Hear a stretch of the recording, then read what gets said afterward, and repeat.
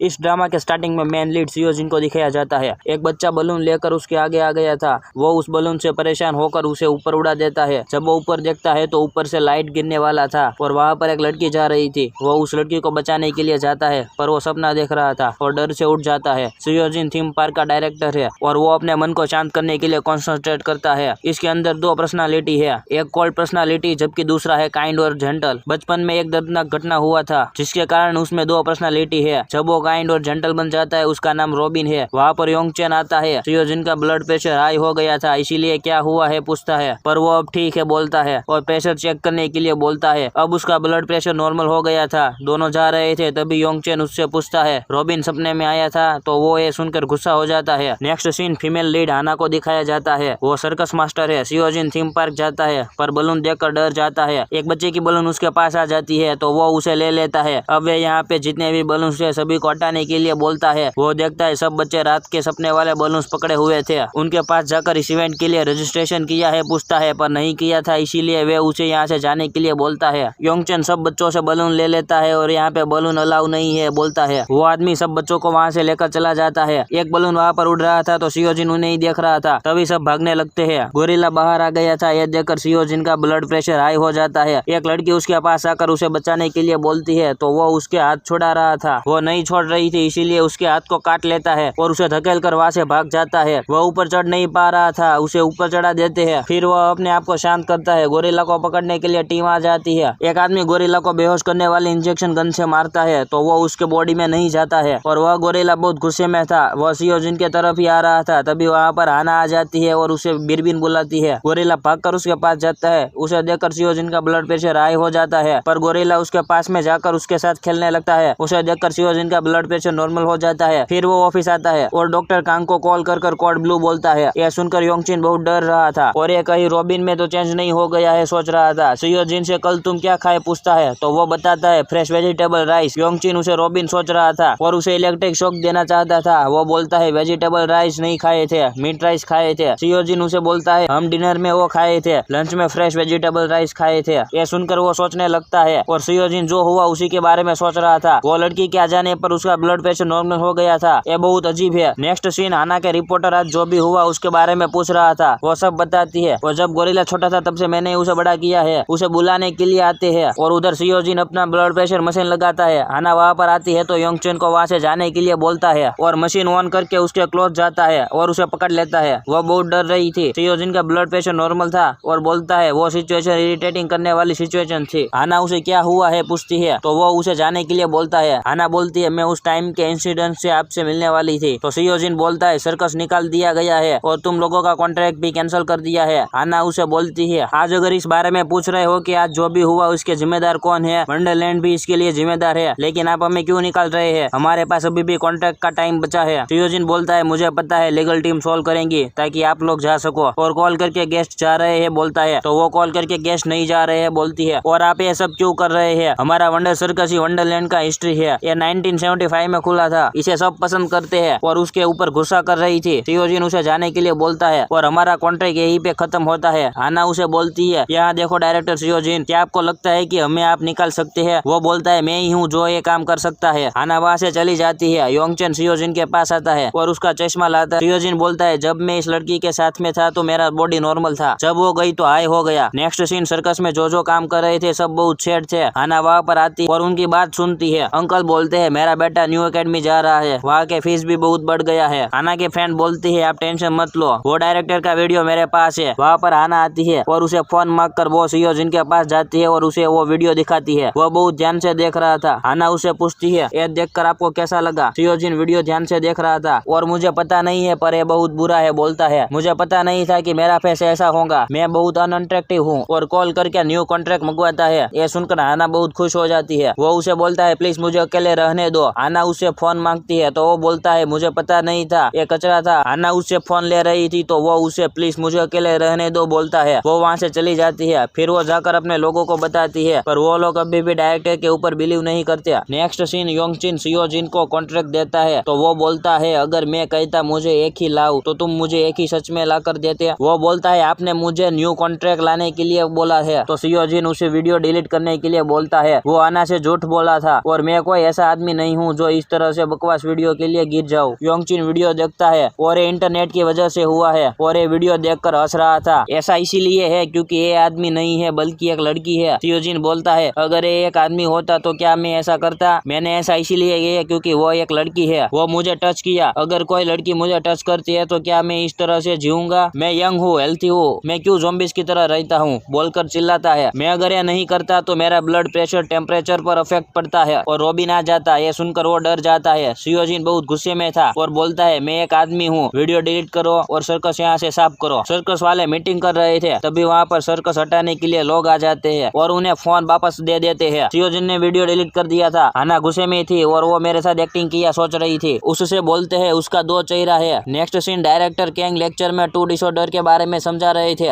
फिर वो बाहर आकर फोन चेक करते हैं तो सियोजिन का वॉइस मैसेज सुनकर उसे कॉल करते हैं। वो बोलता है ये डेंजर है जैसे 5 साल पहले हुआ था। डॉक्टर बोलते हैं ये डेंजर नहीं है और तुम ठीक हो जाओगे, तुम बिल्कुल फ्री हो जाओगे। ये सुनकर वो सो जाता है। नेक्स्ट सीन हाना सियोजिन से मिलने के लिए जाती है पर वो यहाँ से जा रहा था। हाना उसके कार के आगे आ जाती है तो वो उसे कार में बैठने के लिए बोलता है। वो जाकर बैठने वाली थी पर वे वहाँ से चला जाता है तो हाना टैक्सी से उसके पीछे जाती है। सियोजिन डॉक्टर जो बोले थे वही सोच रहा था और इधर डॉक्टर सियोजिन के बारे में लास्ट रिकॉर्ड कर रही थी। तभी वहाँ पर एक आदमी आ जाता है। नेक्स्ट सीन सियोजिन हॉस्पिटल जा रहा था। हाना भी उसके पीछे जाती है पर वो उसे रोकने के लिए इशारा करता है और उसे अंदर जाने नहीं देता। हाना उससे जाकर कैसे मिलूं सोच रही थी। सियोजिन जा रहा था तभी वो देखता है हाना एक बिल्डिंग से दूसरे बिल्डिंग जाती है। वो अंदर जाती है और देखती है डॉक्टर कांग को कोई मार दिया है और वो आदमी अभी तक यही था। हाना वहाँ से भागने लगती है। सियोजिन उनको देखकर वो भी भागने लगता है और वो जाकर लिफ्ट में अंदर चला जाता है। उसका ब्लड प्रेशर हाई हो गया था। हाना अंदर आने के लिए बोलती है पर वो उसे बाहर धकेल देता है। सियोजिन का ब्लड प्रेशर हाई हो गया था और इधर हाना को वो आदमी गला दबा रहा था। सियोजिन अब रॉबिन बन जाता है और वो हमेशा नेकलेस को बाहर रखता है। रॉबिन हाना को बचाने के लिए जाता है और उस आदमी से फाइट करता है पर हाना वहाँ से नीचे गिर जाती है, इसीलिए वो भी कूद जाता है और दोनों स्विमिंग पूल में अंदर गिर जाते हैं। हाना उसे देखती है और बेहोश हो जाती है। वो उठती है पर उसे कुछ भी याद नहीं था। फिर उसे सब याद आ जाता है।